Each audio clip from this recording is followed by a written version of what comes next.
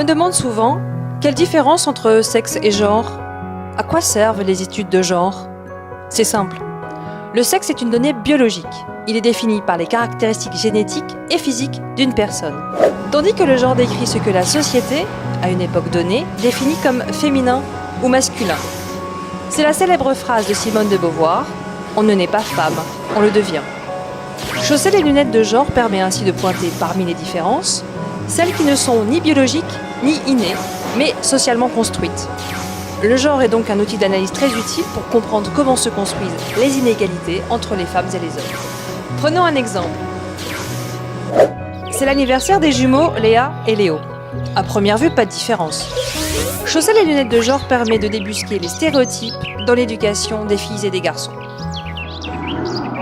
Un poupon, un livre, un aspirateur pour elle, un monstre, une fusée, un ballon pour lui. Aujourd'hui encore, filles et garçons ne reçoivent pas la même éducation.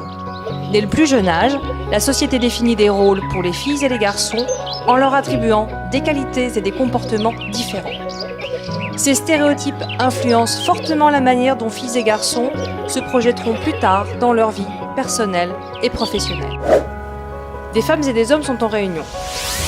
Chausser les lunettes de genre permet de mettre à jour les inégalités professionnelles. Premier constat. Les femmes et les hommes n'occupent pas les mêmes postes. Les femmes travaillent encore majoritairement dans des secteurs et des métiers liés à l'écoute, à l'organisation, aux soins et à l'éducation. Les hommes se dirigent plus volontiers vers des métiers techniques et scientifiques qui sont plus valorisés et mieux rémunérés.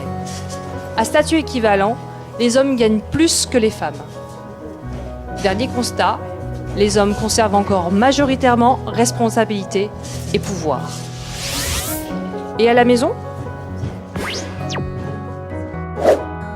Ce couple vient de rentrer du travail et partage les tâches domestiques. Mettons nos lunettes de genre. On constate alors que, contrairement aux apparences, le travail domestique reste majoritairement à la charge des femmes. Au sein des couples où les deux travaillent, les femmes passent chaque jour 1h20 de plus que les hommes à faire le ménage, les courses ou encore s'occuper des enfants.